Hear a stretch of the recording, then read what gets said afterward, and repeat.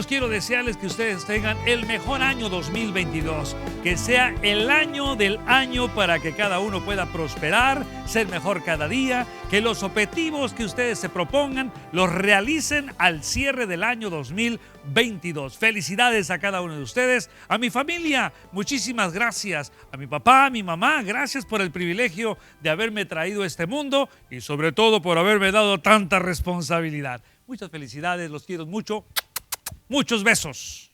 Yo primeramente que mucha alegría, mucho ese entusiasmo con el que hablas, Manuel, ese entusiasmo para ellos, porque el entusiasmo es primordial.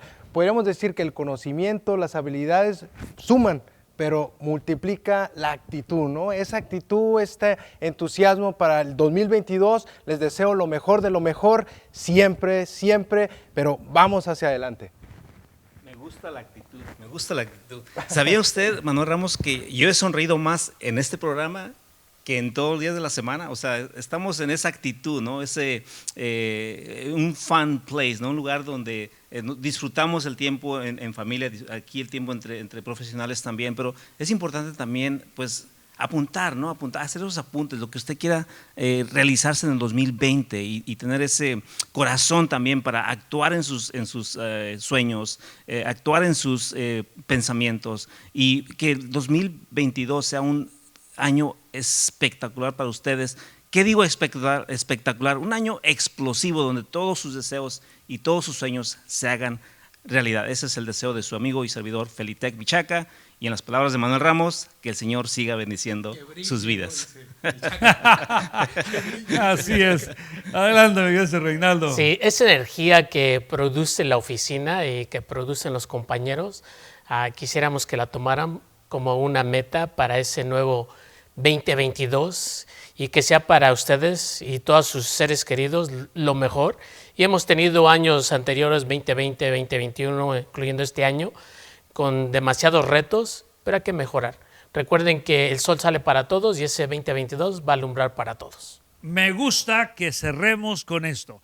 El sol sale para todos y el Señor no hace acepción de personas. Ustedes y yo y el mundo entero tenemos la protección divina y tenemos la capacidad porque hemos sido creados para la excelencia y por la excelencia, y el año 2022 será un año excelente. ¡Feliz año nuevo para todo mundo! Y a continuación van a ustedes a ver un resumen de lo mejor de Manuel Ramos, todo en finanzas.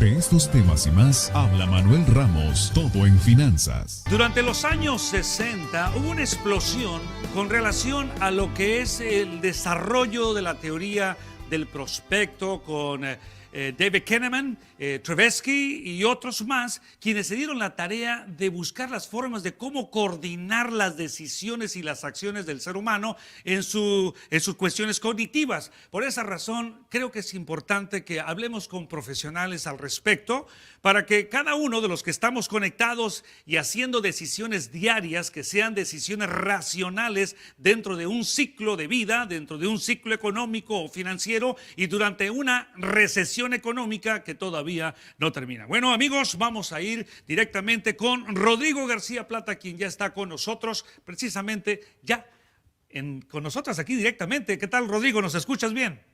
Te escucho perfecto. Muchas gracias por la invitación, Manuel. Qué gusto estar aquí.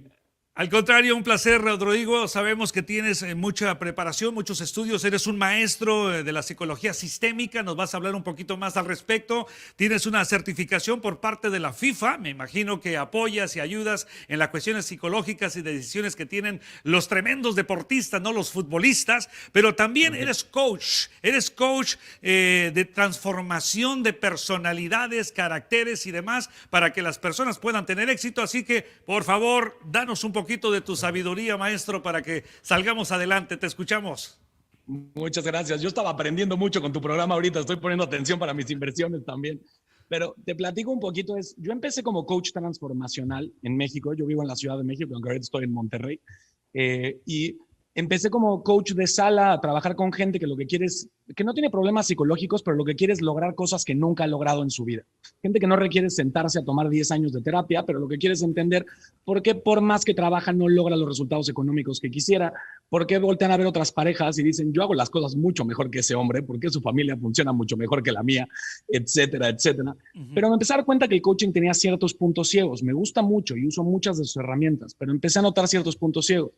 Estudié psicología, después me especialicé, tengo mi maestría en psicología sistémica y después, como no resulté futbolista por problemas de lesiones en la columna, pues me hice psicólogo deportivo de la FIFA, efectivamente para trabajar con atletas. Por ejemplo, ahorita estoy trabajando con el equipo olímpico de gimnasia olímpica para las próximas Olimpiadas. He trabajado con varios deportistas, maratonistas, etcétera, etcétera. Pero justo creo que lo que más nos llama la atención en este tipo de temas es, acabas de mencionar algo clave, que en la psicología es algo sagrado, que es en los 60 efectivamente tuvimos esta explosión extraordinaria de nuevas corrientes psicológicas. Recordemos que antes de Freud y antes de Jung no teníamos idea cómo clasificar a la gente o cómo atenderla. Es de las cosas más interesantes que le platico a muchos de mis pacientes y estudiantes en los talleres que doy, es pensamos que la psicología tiene muchísimo tiempo, pero hace más de 100 años atrás, lo único que sabíamos hacer era darle electroshocks a la gente en la cabeza. Correcto. Si algo no funcionaba a ti, te doy tus toques y ojalá funciones mejor. Y entonces empieza esta clasificación súper importante de entender cómo somos los seres humanos. Y tenemos el DISC de personalidad que yo utilizo mucho, tenemos el Myers-Briggs, etcétera, etcétera. Pero en esta búsqueda, para entender realmente cómo funciona la gente con lectura rápida, me topé con la medicina Unani. ¿Alguna vez has escuchado la medicina Unani? Seguramente tú sí, pero estoy seguro que mucha gente del público no, y sería interesantísimo platicarles un poquito. La medicina Unani toma primero los temperamentos grecoárabes. Los griegos fueron los primeros en empezar a decir, ya se dieron cuenta que hasta físicamente somos distintos, que acumulamos grasa de forma distinta, que la forma de nuestra cabeza, la forma de nuestras manos es completamente distinta. Después la medicina islámica toma esto y lo lleva ya a un nivel médico, no solamente una teoría filosófica, sino un nivel médico. Empiezan a entender que nuestros cuerpos funcionan de manera distinta, nuestro metabolismo, nuestra toma de decisiones funciona de manera completamente distinta. Ellos lo llaman el núcleo de operación, es decir, operamos desde lugares completamente distintos y buscamos experiencias distintas. Y aunque parezca algo medio esotérico, ya estamos haciendo estudios de esto con Stanford, con UCLA, con Caltech, soy consultor de gobiernos y presidentes y ciudades, etcétera, etcétera, para entender de qué cómo está formada la población de algún lugar y dada su tendencia genética, cómo hay que hablarles, cómo toman las decisiones y cómo hay que presentar los proyectos de gobierno como para que la gente los tome de una forma positiva. Porque mucha gente dice que quiere hacer dinero y no es cierto. Lo que quiere es sentirse importante. Claro. Mucha gente dice que quiere hacer dinero y lo que quiere es llamar la atención. Creo que lo más importante es comenzar a entenderte a ti mismo. De lo primero que le digo a mis pacientes y estudiantes es, si no te puedes ver a ti mismo, no tienes idea de lo que estás haciendo. Si no te puedes ver a ti mismo, si no entiendes cómo estás construido y cómo funcionas, vas a pasártela buscando culpables a tu alrededor para justificar tu falta de resultados. Entonces, siempre lo primero es entender nuestra constitución genética.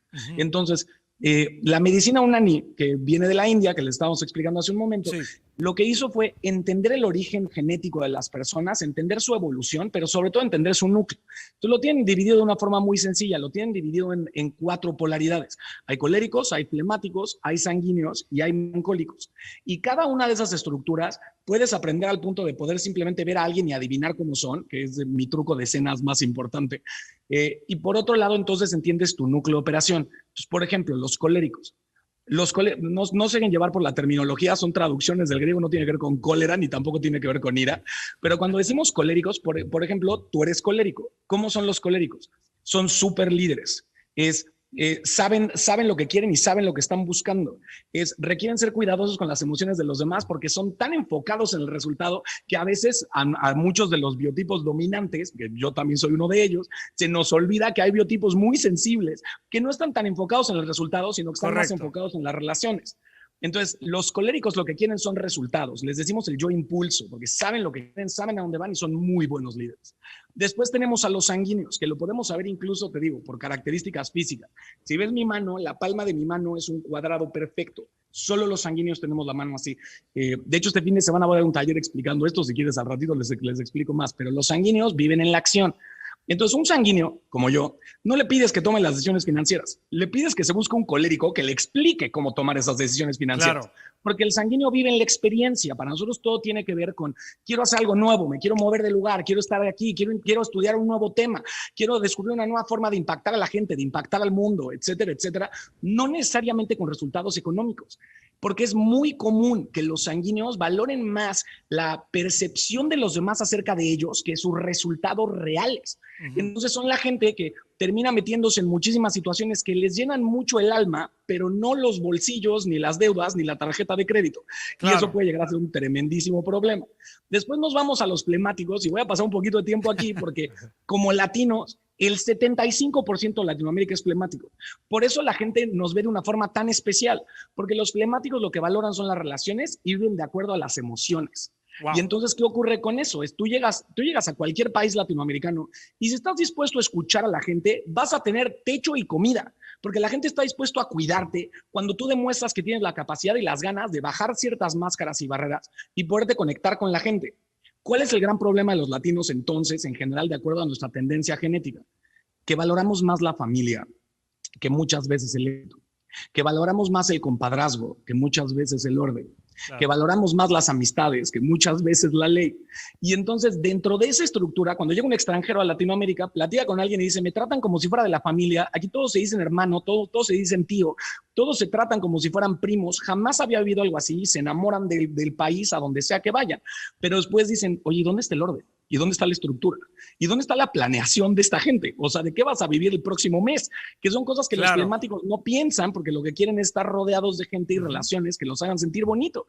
Y si no nos buscamos un colérico que nos guíe un poquito en cómo crear ciertos resultados, nos perdemos en la familia y las relaciones y perdemos oportunidades extraordinarias. Claro, en ese sentido, pues ya ves lo que hacemos nosotros, somos de esa clase de líderes que damos respuesta, que damos dirección, que estamos en búsqueda de las oportunidades y la pregunta que te hacía es que hay millones de personas de nuestra comunidad aquí en los Estados Unidos y en cualquier parte del mundo que han sufrido bastante a través de este proceso que hemos vivido de recesión, donde ha habido suicidios, enfermedades, muerte, catástrofes y en la cual pues necesitamos el apoyo del profesional, como tú bien lo mencionas, para poder avanzar dentro de esta crisis que no ha terminado. ¿Cuál sería tu mejor recomendación para esos individuos, estas familias, aparte de que puedan contactarte, verte a través de los diferentes medios en los cuales tú haces presentaciones, Rodrigo?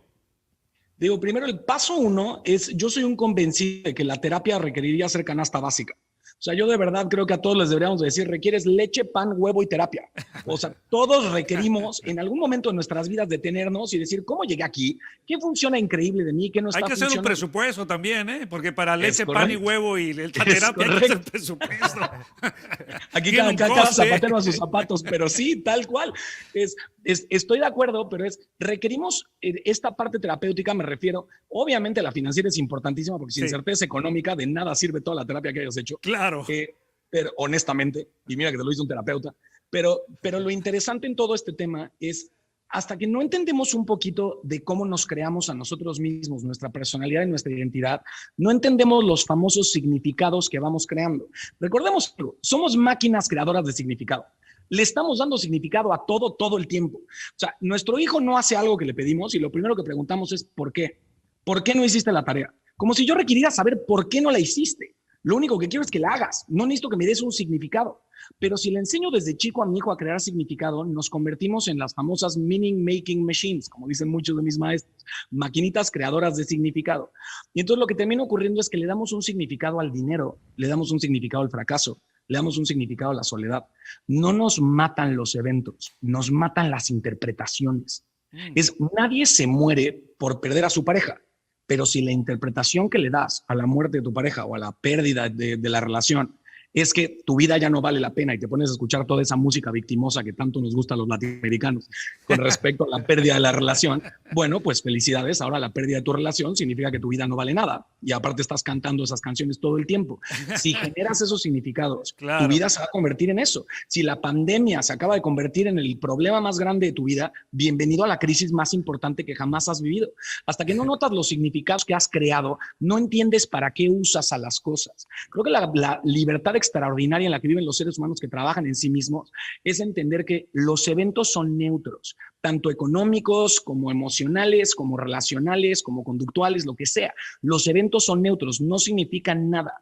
Y la creación de ese significado posterior es lo que define nuestras vidas, no los eventos que vivimos. Así es que pónganse las pilas en entender un poquito qué significado le he dado a tener dinero. Cuando alguien tiene dinero, ¿qué opino de ellos? Cuando alguien no tiene dinero, ¿qué opino de ellos? Porque, por ejemplo, hay mucha gente que tiene un significado en el dinero de si no tienes dinero eres mejor persona. Si tienes mucho dinero, probablemente eres mala persona. Y cada vez que me dicen eso, les digo, ¿cuántos de ustedes conocen gente pobre que es mala? Y toda la gente levanta la mano. Y les digo, ¿cuántos de ustedes conocen gente millonaria que es buena? Y todos levantan la mano. Les digo, listo, tiramos a la basura esa interpretación y deja de pelearte con el dinero porque ese significado va a hacer que queriendo ser bueno, pienses que tienes que ser pobre. Cuando cae la bolsa, vendes cuando deberías de comprar. O sea, las decisiones son Correcto. contrarias, ¿no? Y terminas perdiendo por excesivo trading. O sea, está definido académicamente que la persona que hace decisiones constantes de comprar y vender, al final termina perdiendo todo su dinero. O aquel que le pega al gordo, o aquel que le pega a la lotería, o aquel que le saca su buena plata allá en Las Vegas, sigue sentado y termina perdiéndolo todo, ¿no? Tienes toda la razón, ¿no? O sea, al final, ¿qué significa? Una oportunidad. Y esa oportunidad puede ser para el cambio, porque el cambio es absoluto, es el cambio sabemos que siempre va a ocurrir, es como el futuro, Rodrigo, sabemos que va a ocurrir, no es saber si va a ocurrir. Definitivamente no hay fecha que no llegue ni plazo que no se cumpla. Correcto. Siempre va a llegar. Pero lo más interesante es esto, es incluso entender etimológicamente de dónde vienen los conceptos que armamos como humanidad. Entonces, ¿estamos en medio de una crisis? Sí, pero ¿qué significa la palabra crisis? Claro. La gran mayoría de la gente interpreta la palabra crisis de una forma súper negativa. La palabra crisis viene del mandarín kiki, son dos ideogramas que cuando están separados significan peligro y oportunidad. Sí. Pero si los juntas le llamamos crisis. Por eso las fortunas más grandes del planeta normalmente se forman en medio de una crisis. Claro, porque así mientras es. todos están viendo el peligro, hay quien ve la oportunidad. Y efectivamente, la mayoría de la gente que tiene suficiente información acerca de sí mismos y acerca de todo lo que están creando en sus vidas, como para poder tomar las decisiones, ven las oportunidades en las crisis. Correcto. Mientras todos están asustados, corriendo como gallinas sin cabeza, hay quien dice, creo que entiendo la secuencia sin ninguna interpretación emocional, pero alcanzo a ver la secuencia de los eventos sin ningún significado, simplemente para decir, cuando pasa 1, 2, 3, normalmente después ocurre 4, sé a dónde requiero ir. Y ya, sin ningún miramiento emocional ni ningún miedo. No, y estoy de acuerdo. Mira, el gran Warren Buffett dijo en una ocasión, cuando veas a la gente llorar, véndele Kleenex. Efectivamente. Muy bien, Rodrigo, muchísimas gracias. La mayor preocupación de las personas ante la crisis mundial es la economía. Para informarse y aprender cómo planificar sus finanzas, existe la combinación perfecta. Cara a cara con las finanzas. Y Manuel Ramos, todo en finanzas. Los programas que marcan la diferencia en la voz y experiencia de Manuel Ramos. Sintonice los sábados de 8 a 10 a.m. por KTNQ 1020 AM, Los Ángeles. Y en YouTube y Facebook Live, todos los jueves a las 7 p.m. La buena información puesta en práctica conduce a una mayor satisfacción. Ahora seguimos con más de Manuel Ramos, todo en finanzas, el programa donde usted descubre que puede ser un buen administrador de su patrimonio y exitoso en sus finanzas. Bueno, amigos, estamos ya entrando en el tema que nos concierne, pero quiero tener ya nuestro primer invitado, Guillermo Descalzi, desde Miami, Florida, porque él va a hacer el análisis de lo ocurrido en este primer discurso presidencial de Joe Biden. Sabemos que lo que ha ocurrido el día de hoy es algo histórico en la vida del presidente Biden de firmar este paquete de rescate hacia la economía ahora como presidente, y lo hizo en el pasado como vicepresidente estando Barack Obama, y firmando también trillones de dólares a cuesta de tu persona, la mía y de millones de estadounidenses. ¿Cuál es tu opinión? Te escuchamos. Bueno, como decía Gabriel, esto se logró sin un solo voto republicano. Y sin embargo, a pesar de haberse logrado sin un voto republicano, el líder republicano del Senado, valga la redundancia de tanto republicano, Mitch McConnell, sí, dijo que este empuje en el cual se encuentra el país, esta salida, esta viada que tiene el país para salir del COVID, se debe en realidad a lo que dejó el señor Trump. A cómo preparó el terreno la administración anterior, y sin eso no se hubiese producido nada de lo que se produjo. Bueno, pero eso es discutible, ¿no, Guillermo? Perdón que te interrumpa. Lo que acabas de mencionar es discutible en el sentido de que no es que no se haya hecho algo o que no se estuviera determinando realizar una oportunidad para que la economía llegase a este punto, porque también te podría decir que Biden no fue el que empezó realmente la inversión para las vacunas, y donde Moderna, AstraZeneca, Pfizer, Johnson & Johnson y otras instituciones como BioNTech, por ejemplo, realmente fueron apoyadas por la administración anterior. Acuérdate que a final de cuentas el que está en función ahora se beneficia de lo que hizo el anterior. Por lo tanto, es discutible lo que acabas de decir. Es discutible, pero es aceptable. Correcto. Es aceptable de que las bases se sentaron en el gobierno anterior. Lo que es también indiscutible es que este gobierno ha puesto la mira sobre la gente con menos recursos. De los 1.9 trillones que se están destinando para la recuperación americana, se llama el Plan de Recuperación Americana, el American Recovery Plan. De esto hay 170.000 millones que van directamente a las escuelas. 130.000 millones que van directamente a los municipios. Es decir, las ciudades van a estar llenas de dinero. Esto es aparte de los impuestos que los municipios recolectan constantemente. Para cada individuo de aquellos que ganen menos de $80,000 al año, les va a caer un chequecito de $1,400. Lo interesante es que este chequecito de $1,400 va a empezar a aparecer en sus cuentas de banco este fin de semana. Así es que si tienen su cuenta de banco chiquita ahora, espérense al fin de semana, van a tener 1,400 más, y si son casados, 2,800 más. Y si tienen hijos, además, por cada hijo se les da $1,400 más. Así es que, por ejemplo, para una familia de 4, lo que va a recibir son $5,600. Ese es el promedio, claro. La familia de 4 típica. Ajá. Se espera, es que realmente es un gran empujón. A diferencia de la administración anterior, esto va para todos, sean niños, sean grandes, sean ancianos, va para absolutamente todos. Aparte de esto, se está otorgando un crédito a todos los padres de familia.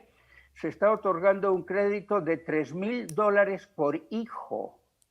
O sea que una persona con 2 hijos tiene un crédito de $6,000 en sus impuestos.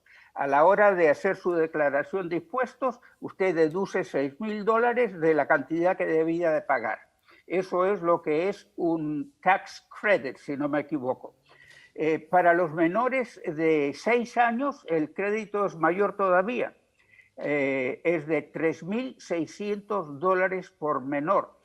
Se espera pues que esto sea un gran empuje, y realmente en eso se está confiando la administración para anunciar que para el mes de mayo espera que todos los adultos del país estén capacitados para ponerse la vacuna. Van a repartir las vacunas por todos lados, y se espera que todo el mundo pueda vacunarse ya en el mes de mayo.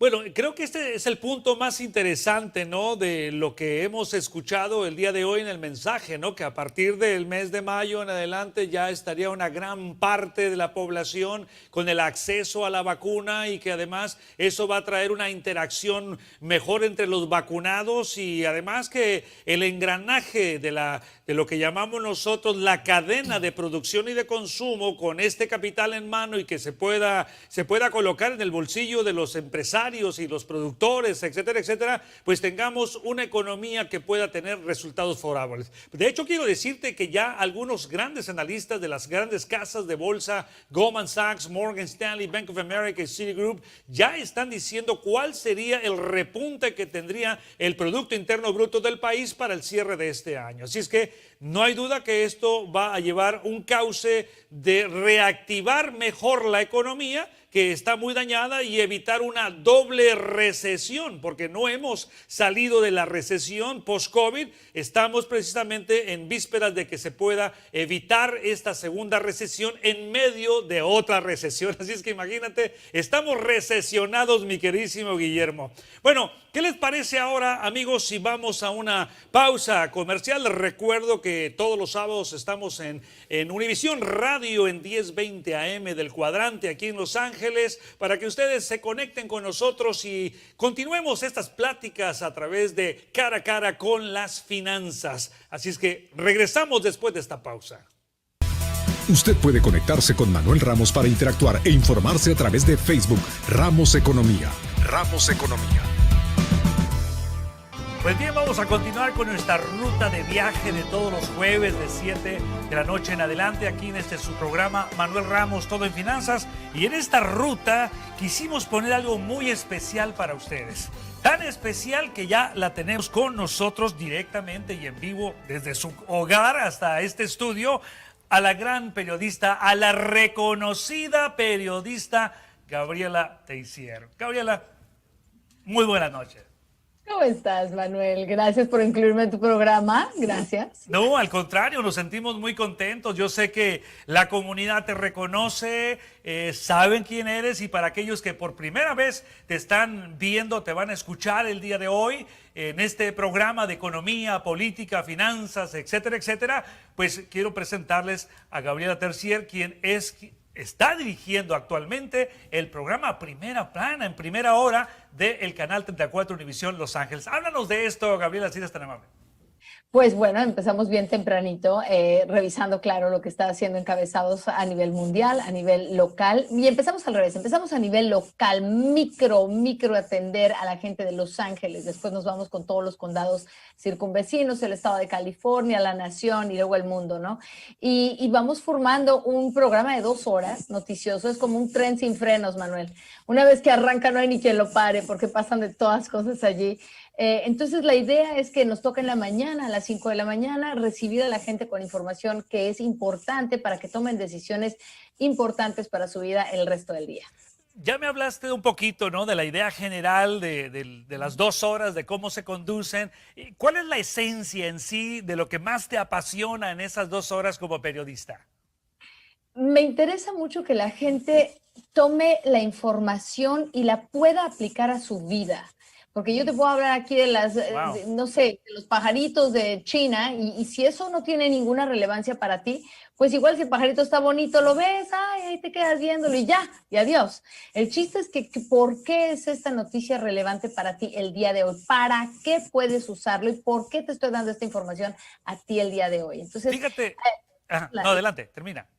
No, esa es la esencia, esa es la esencia. No, te decía que entonces encaja con lo que dije al principio, que las noticias no solamente nos informan, no solamente muestran un rostro de nuestra comunidad, sino también forma opinión para aquellos quienes están sintonizándote temprano, y obviamente con esa formación de opinión podemos tener mejores ciudadanos, más productivos, mejores informados, porque la información precisamente es la falta de información la que creamos a través de todos estos datos, nosotros a través de los números. Fíjate qué interesante, por por ejemplo, estamos hablando ahorita de los precios, pues los precios son señales, nos dan indicaciones, nos informan. Qué interesante cómo los economistas vemos el sistema de precios, ¿no?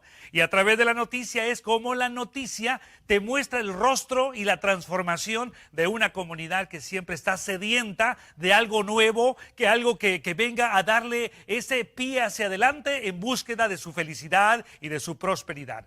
Hablemos de esa transformación de nuestra gente a través de las noticias. Háblame de este historial, tenemos tiempo.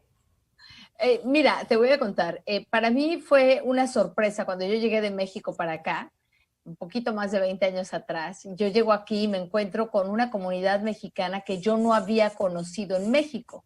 En ese tiempo en México no se hablaba de los braceros así como todos los días. Sabemos que había una pugna ahí, pero era muy localizada y pequeña, ¿no? Los que estábamos familiarizados con la parte norte de México, sabemos un poquito más de cómo cruzar la frontera, a ir de shopping, ahí de Piedras Negras a Iglepaz, ¿no?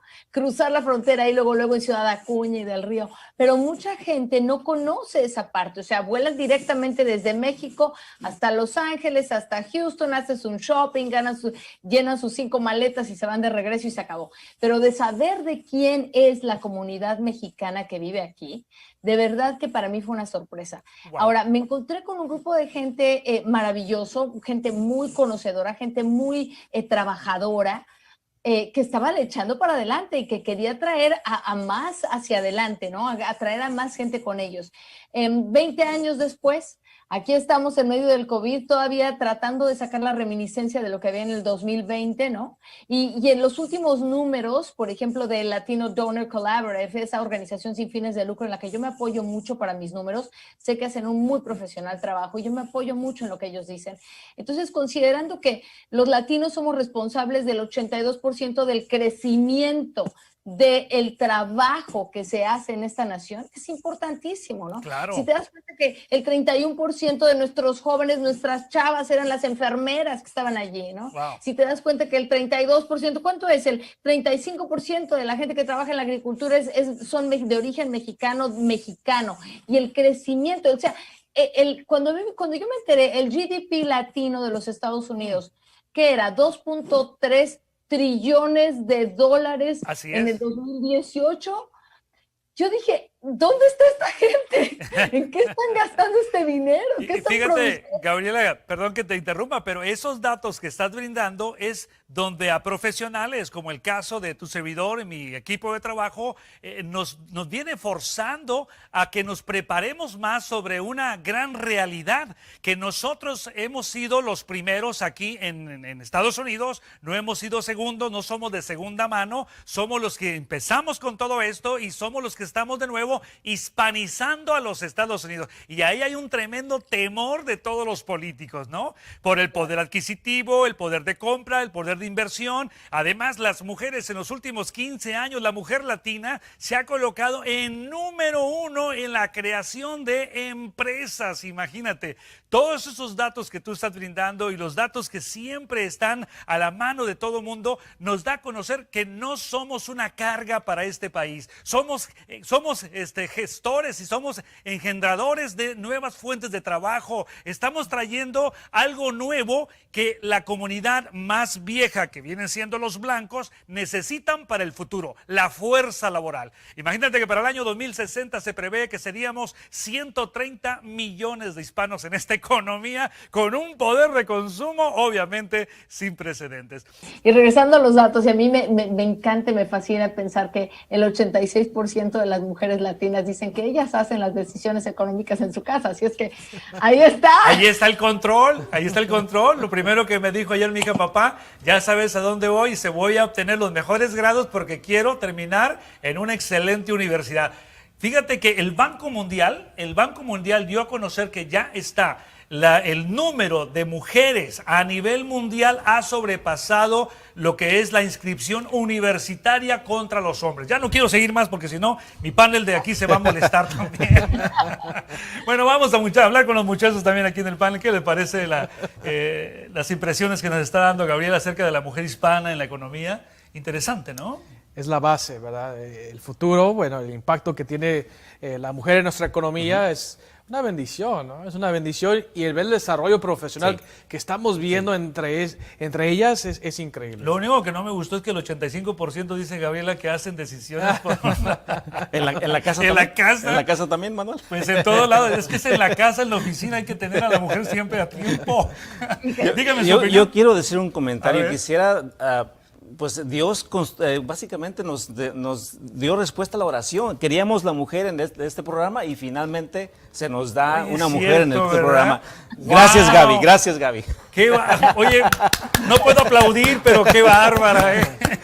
Y gracias al productor también, ¿no? Porque lo estábamos pidiendo. Le dio, Queremos el la Señor mujer. le dio luz a ella Sí, a través de la esposa sí, de ella, sí. le dio la luz a él. Así es. Oye, Gabriela, bueno, ya estamos listos para platicar ahora con el panel, porque también se va a tratar de tecnología, de Claro. cuál es el impacto que tú ves, ¿verdad? En la tecnología. Feli Michaca es un ingeniero en comunicaciones tecnológicas y hay muchos datos muy interesantes que queremos también compartir y analizarlos contigo, ¿no? Y también comentarios y preguntas para Gaby también. Sí, claro. ¿Tenemos ya personas? Sí, hay una.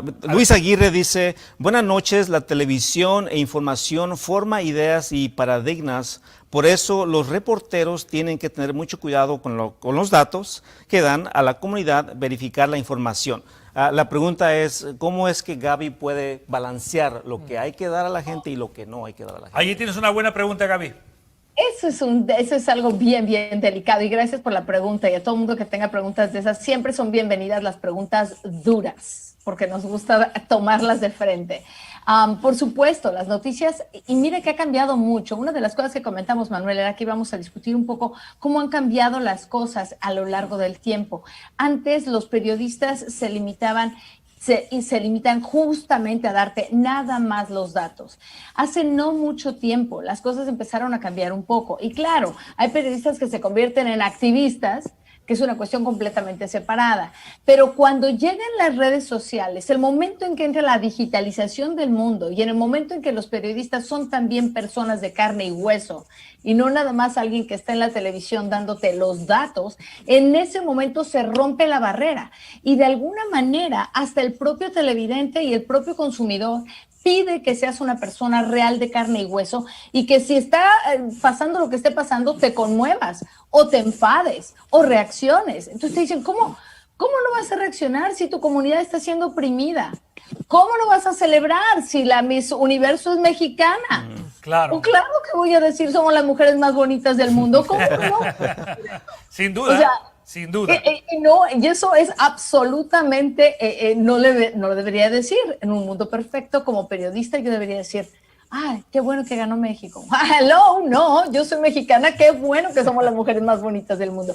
Entonces se están rompiendo un poco esas barreras, aunque te voy a decir, para nosotros, en donde yo trabajo, en Univisión, en mi casa, donde yo he trabajado por tantos años, sí tratamos de, por lo menos, en ciertos espacios, la televisión en la mañana, de ser muy fríos con respecto a los datos. Te doy este dato y lo mismo te doy el otro dato. Ahora, cuando ya entramos en discusión en radio, y tú lo sabes, Manuel, ahí sí empezamos a manejar otro tipo de emociones. Claro. Es otro medio. Y sí, es otra dinámica. Entonces, el medio es el mensaje, realmente. El medio se convierte en el mensaje, que es la teoría de la comunicación básica de Humberto Eco y de Marshall McLuhan. Ellos saben muy bien y desde entonces nos dijeron, tú no puedes leer un libro en televisión y no puedes poner contenido de televisión en un libro. Tienes que tratar cada medio como es. Claro. Ahora, Gabriela, hablando de radio, entraste en la radio y estás participando en Tu Voz en Los Ángeles. Háblanos un poquito, porque también sé que hay otras preguntas que nuestros amigos están enviando a través de Facebook Live y en YouTube. Así es que háblanos de esto, porque mañana tenemos un debate entre ustedes y yo. Es muy interesante. No, de hecho no es entre ustedes y yo, es entre el público y nosotros. Se pone, mira, nunca sabes dónde va a parar la bolita, porque esto es muy interesante, Manuel, tú te das cuenta, a veces estamos de un lado, a veces estamos del otro, entonces la gente nos trata de poner en una esquina, tú eres demócrata, entonces tú nada más le vas a esto, tú eres republicano o eres liberal, no, tú no puedes apoyar a fulano porque va en contra, entonces es muy interesante las dinámicas que se dan, se mueve la cosa rápido, en radio la gente llama y no hay filtros, la gente te deja saber lo que tiene que decirte Y así va, derechito, como te digo, como un tren sin frenos. Una vez que arranca, no para más. Y eso es fantástico porque sabemos y le podemos tomar el pulso a quien llama. El trabajo de ellos es fundamental, la verdad. Ajá. El conocimiento es lo que falta en nuestra comunidad, mayor conocimiento. Sí. El poder tener intercambio de ideas, de conceptos, de decir, bueno, aunque yo me inclino a ciertas ideologías, no me quiero limitar a mi retórica, porque soy un individuo que estoy dispuesto a intercambiar ideas, conceptos y aprender nuevas cosas, llegar a nuevas conclusiones. Y programas como lo de ella, el de nosotros, marcan la diferencia realmente. Y lo que necesita más nuestra comunidad latina. Me gusta eso. Fíjate lo que dijo, marca la diferencia. Y has marcado la diferencia por muchos años, Gabriela, y eso es muy loable. Yo en lo personal te quiero felicitar. Tuvimos hace mucho tiempo la oportunidad que me entrevistaste. Bueno, muchas veces, ¿no? Pero pues yo no me desvelo ya porque ya estoy viejito. Oh, cielos. Oh, cielos. No te creas, pero la realidad es que siempre coordinar el aspecto profesional, de profesional a profesional, siempre vamos a traer buenos resultados y es lo que está ocurriendo también cuando tengo el privilegio de estar con ustedes en radio, que por cierto, amigos, no quiero que se pierdan mañana, por favor, de 9 a 10 de la mañana, es una nueva hora que Gustavo Vargas y Gabriela Tercier tienen precisamente en Tu Voz en Los Ángeles. Ya me van a enviar el tema para que hablemos sobre aspectos de economía, de los ciclos y demás, y lo que venga en el terreno de la economía de las finanzas. Saben que siempre les damos a ustedes lo más acertado para formar opinión y ese es el trabajo nuestro. ¿Qué opina usted? Tengo una pregunta para Gaby. Pregunta para Gaby. Para Gaby, sí, Antonio Braje dice, un placer escuchar a gente empoderada. ¿Cómo nos puede empoderar Gaby a las mujeres? Wow. No, bueno, esa es la tarea de todos los días, por supuesto, ¿no? O sea, la verdad es que yo creo que yo sí soy fiel creyente de que lo primero es liderar con el ejemplo. Eso es lo primero. Entonces yo a toda la gente que se acerca a mí y que me hace esa pregunta, yo le digo, es que no hay límites, el límite te lo pones tú. Tú puedes avanzar en la dirección que quieras, con el empeño que quieras y vas a obtener resultados. Entonces, yo realmente me siento súper contenta. Déjame les cuento, Univision estaba haciendo antes de la pandemia eventos regularmente anuales de educación, por ejemplo, ¿no? O vamos a tener Posible LA, que Posible LA también es otra plataforma fantástica para empoderar a justamente los empresarios y tratar de que más mujeres, sobre todo, y más hombres también logren llegar a ser justamente dueños de negocios en lugar de vivir de un salario por mucho tiempo. Entonces, allí justo para mí la idea es de que las mujeres se empoderen ellas y empoderen a sus hijas. Yo me iría hasta las más chiquitas. Wow. Para mí me pasó en una ocasión increíble que llegó una señora un año y me dice, le he estado buscando, había 45,000 personas en Cal State Dominguez Hills, nada más, en una mañana de un sábado, para buscar información de educación. Imagínate eso, 45,000 personas, no era partido de fútbol, no era concierto de nadie, era buscar información de educación. Y llega esta señora con una muchachita de unos 13, 14 años y me dice, le traigo a mi hija porque ella, y la niña no quería ni hablar ni levantar la mirada, porque yo le digo que tiene que estudiar, que tiene que ser como usted, y la vengo buscando por todo el plantel para encontrarla. Allí mismo la tomé, hablé con ella.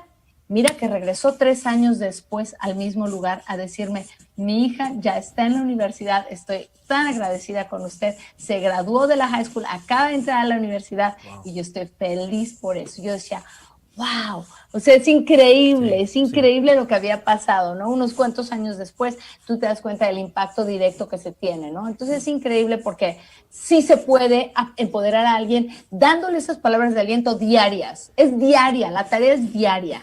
Por eso estamos ahí diario, de lunes a viernes. Se levanta uno con buen ánimo, con muchas ganas de aprender todos los días. Y ahí está, Manuel, tú lo ves, en el programa de radio, en eso estamos enfocados. Claro. No, y sabes que, Gabriela, quiero agregar que a final de cuentas, los que estamos detrás de un micrófono, de un medio de comunicación, no solamente somos líderes. Recordemos que la palabra liderazgo significa influencia. Somos modelos. Y qué bueno que el modelo que tú tienes como u otros que también están luchando y estamos buscando marcar esa gran diferencia, como lo decía Isaí Juárez hace unos minutos, pues que seamos portadores, ¿verdad?, de ese cambio que requiere y que necesita nuestra comunidad. Gabriela, yo antes de entrar aquí al tema contigo y de presentarte, pues me surgió una curiosidad y te quiero preguntar, ¿de dónde sacaste ese apellido? Me gusta el caray? apellido, Teissier. Siempre me ha gustado. Teissier, platícame la historia antes de cerrar la entrevista. Bueno, empecemos al revés, ¿no? Para empezar, te voy a decir una cosa. Yo obtuve ese es el apellido de mi papá. Teissier es el apellido de mi papá. Mi papá era un periodista muy reconocido, analista de política en México.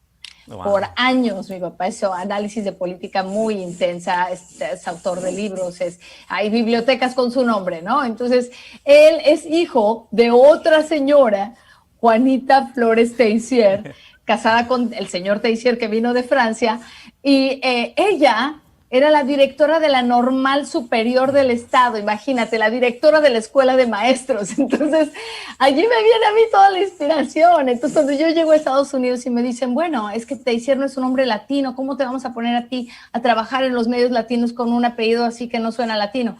Le dije, no hay broma, vamos a quedarnos con ese apellido, no hay forma de que me lo cambies. Intentaron cambiármelo por 2 semanas, no funcionó. Le dije, no, yo soy Gabriela Teissier. Cuando me casé, ay, ¿te vas a cambiar el nombre? No, para nada, me quedé con Teissier y ese es mi papá. De ahí viene ese apellido, y sí es francés. Gabriela, te aprecio mucho, realmente hemos aprendido de ti y yo en lo particular pues siempre estoy a la expectativa también de dar lo mejor para que hagamos equipo el día de mañana en la KTNQ 1020 AM, porque hay una comunidad que siempre espera lo mejor, no el más o menos, sino lo mejor de lo mejor. Que el Señor te siga bendiciendo, muchísimas gracias. Igualmente, amén, que así sea, se agradece muchísimo, de verdad, Manuel. Gracias. Gracias, estamos en contacto. ¡Wow! Hasta luego, ¿Qué Gaby? les parece la entrevista que tuvimos con Gaby?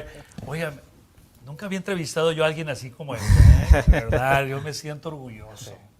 Es más, vamos a una pausa, regreso con más porque la economía y la política no terminan aquí, sino que continuamos en Manuel Ramos, todo en finanzas. Ganar dinero cuesta. Aprenda con Manuel Ramos cómo administrarlo con destreza.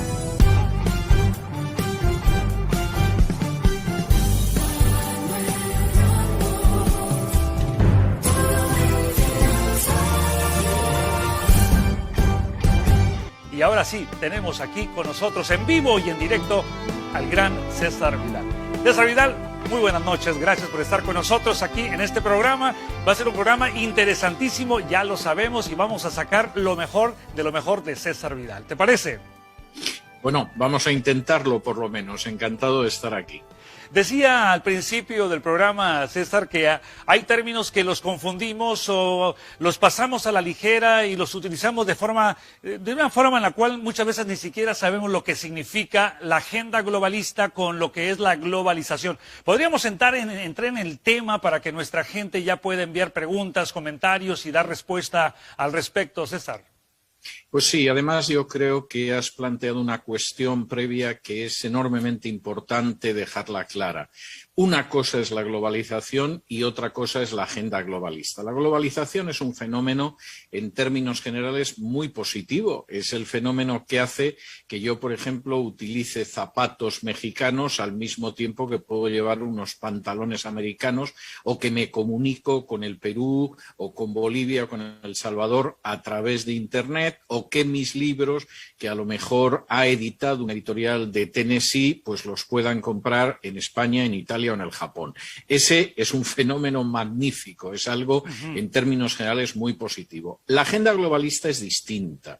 La agenda globalista, yo creo que una de las mejores definiciones está al inicio de uno de los capítulos de las memorias de David Rockefeller, donde él dice: se nos ha acusado repetidas veces a mi familia y a mí de actuar en contra de los intereses de mi nación, de los Estados Unidos, y de pertenecer a una cábala secreta, él utiliza el término cábala secreta, para crear una nueva estructura social, política y económica mundial.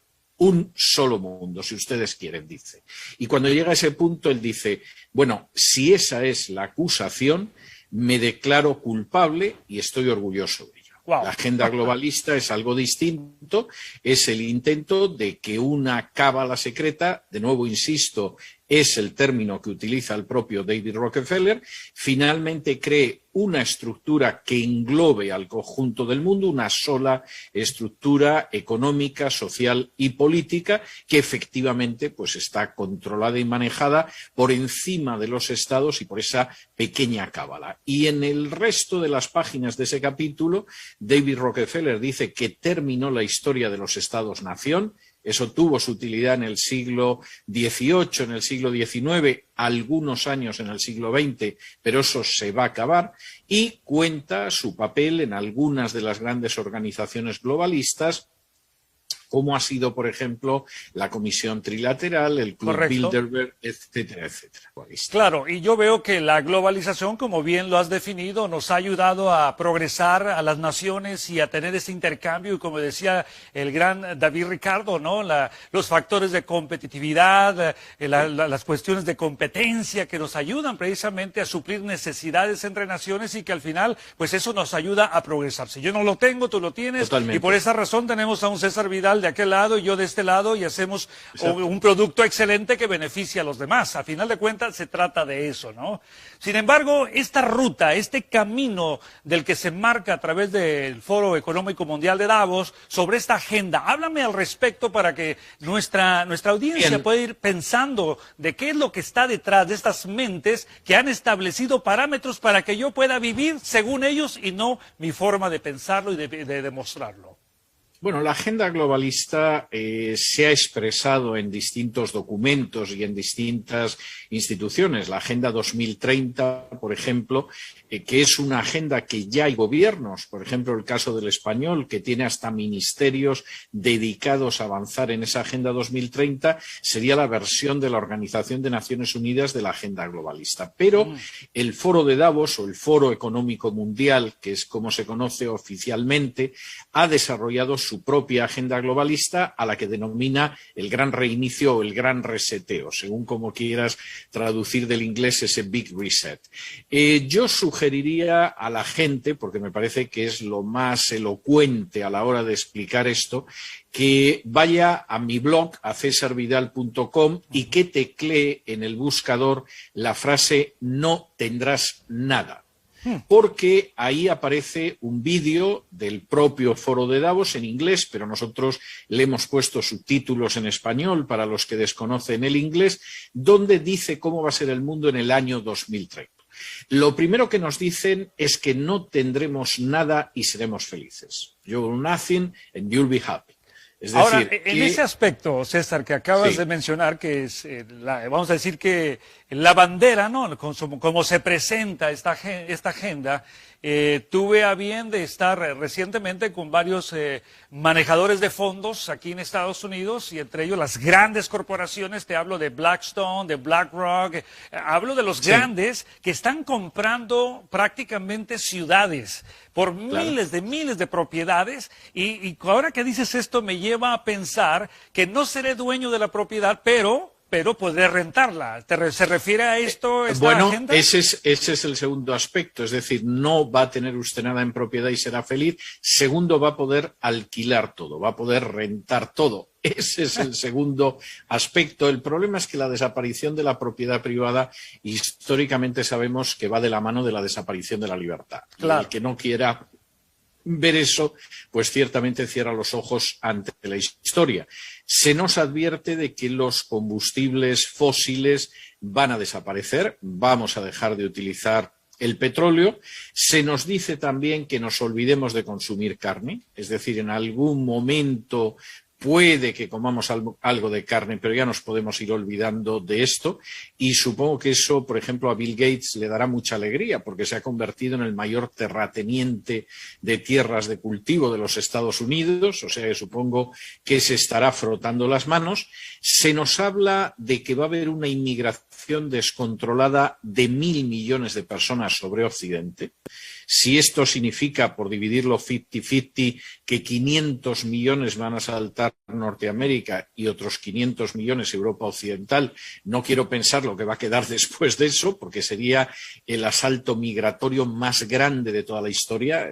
superando las grandes invasiones, se nos dice que los sistemas democráticos seguramente no van a poder aguantar esa presión, con lo cual nos advierten de que podemos irnos olvidando de las democracias que hemos conocido, y también nos anuncian que Estados Unidos dejará de ser la primera potencia mundial, que Estados Unidos será un país importante, pero a la altura de otras naciones. Llegas a un punto pero muy peculiar en todo esto, César, que no solamente a mí me llama la atención, sino que es del menester de todo el mundo entender que Estados Unidos ha venido perdiendo la fuerza y hemos cumplido 50 años de manipulación desde que se quitó el patrón, el valor intrínseco al dólar, y ahora nos hemos enfrascado en una política que ahora nos está ahogando a través de esta inflación. Regresamos a los años de la hiperinflación y yo creo que esto es parte también de esta agenda donde se le quita poder al país y al mismo tiempo pues otros tendrán que salir adelante. Acuérdate de la famosa trampa de Tucídides, ¿no? Donde uno que está surgiendo y el otro está bajando, y bueno, creo que Estados Unidos ahora tiene ese punto de partida. ¿Cuál es tu opinión con relación a toda esta hiperinflación que es parte, me imagino, de este gran reseteo que les dio la oportunidad el COVID-19 como una excusa, desde mi perspectiva, para hacer tantas cosas que anteriormente obviamente no se pudieron haber hecho? ¿Cuál es tu opinión? Pues vamos a ver, yo coincido sustancialmente con ello, es decir, de alguna manera la crisis del coronavirus ha permitido aumentar la intervención del Estado. No deja de ser curioso cómo ha aumentado la intervención del Estado con una enfermedad que, si siguiéramos teniendo la definición de pandemia que tenía la Organización Mundial de la Salud a principios de siglo, jamás lo hubiéramos podido calificar como pandemia, que tiene un índice de mortalidad no muy superior al de la gripe, pero en el caso de los niños bastante inferior al de la gripe, y sin embargo parece que todo el mundo ha entrado en pánico, y esto ha permitido que avanzara la agenda globalista. Hace poco más de un año se publicaba en español y en inglés uno de mis últimos libros, que se titula Un mundo que cambia, y yo escribí un apéndice señalando lo que iba a pasar con la crisis del coronavirus, y tengo que decir que lamentablemente acerté en todas mis previsiones de lo que iba a suceder. Todo esto tiene pésimas consecuencias para la economía. Es decir, la economía es una economía debilitada, es una economía en la que la inflación se dispara, los precios suben y se produce lo que algún gran economista llamó la eutanasia del rentista. Es decir, esa persona que quiere vivir de sus ahorros y de sus inversiones, en el momento en que se produce la inflación, le matan los ahorros y le matan las inversiones. Esa es la triste realidad. Entonces, estamos en una situación muy delicada en términos generales, precisamente por esta política económica. Pero además, en el caso de Estados Unidos, con un elemento de gravedad, y es que por primera vez en décadas tenemos un rival de unas dimensiones colosales que está aplicando, curiosamente, algunas de las reglas elementales del libre mercado mejor que nosotros, y que es esa gigantesca China.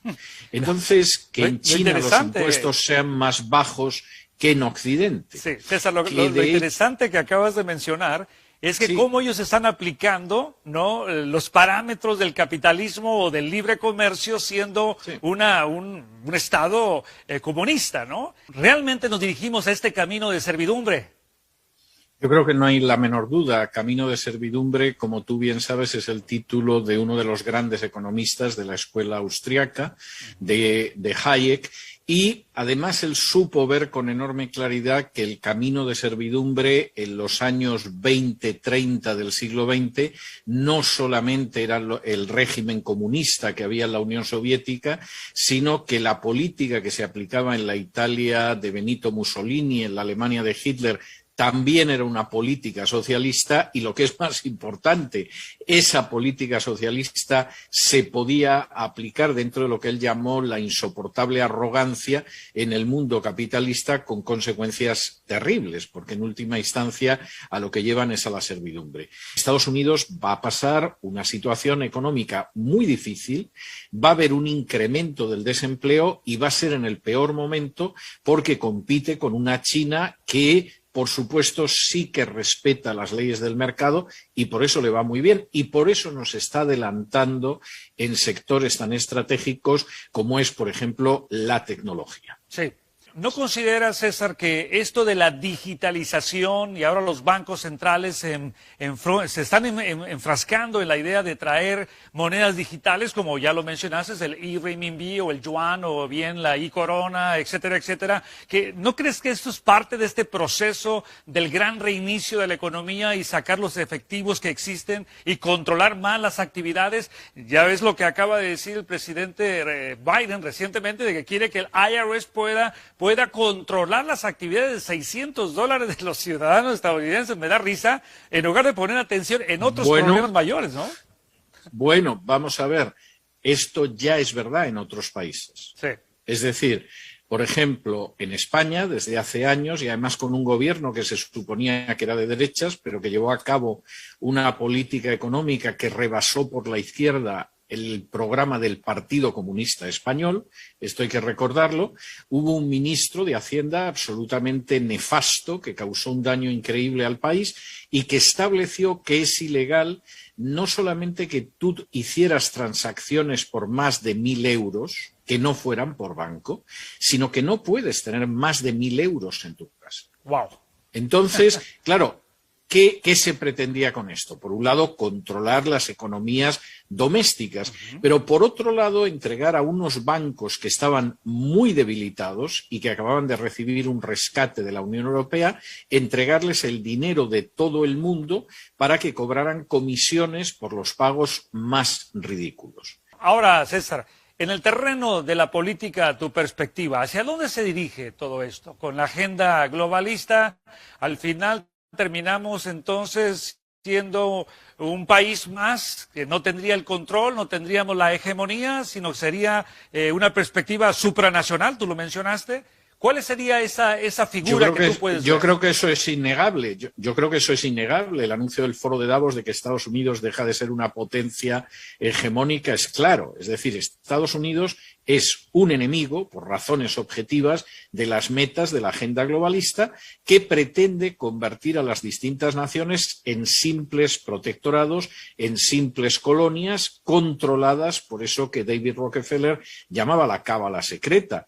Y por lo tanto, eso que va a golpear pues, a Argentina y a Italia, a Alemania y al Perú, al mismo tiempo golpea de una manera especialmente severa a los Estados Unidos, porque significa que Estados Unidos deja de ser esa potencia hegemónica, pero eso significa también que deja de ser soberano, que deja de ser libre y que deja de ser independiente. Se convierte en un protectorado más, bueno, seguramente relativamente próspero, pero que en última instancia no deja de ser un protectorado de poderes que no hemos votado nadie, que no hemos elegido nadie y que no tienen ninguna legitimidad democrática.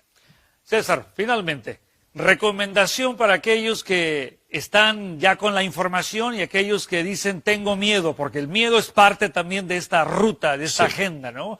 ¿Qué recomendarías para aquellos que por primera vez escuchan este mensaje a través de César Vidal? Bueno, yo creo que lo primero que tiene que hacer la gente es no ser presa del pánico, no asustarse. Darse cuenta de que efectivamente todavía existe una posibilidad de resistencia, es decir, por muy limitada que esté la información que nos dan, etcétera, etcétera, hay una posibilidad de resistencia. Y yo pensaría sobre todo en que muchas veces los gigantes nos parecen tan grandes porque los miramos de rodillas y seguramente es hora de ponerse de pie. Y poderlos mirar de una manera en la que no parezcan tan gigantescos, aunque sean grandes.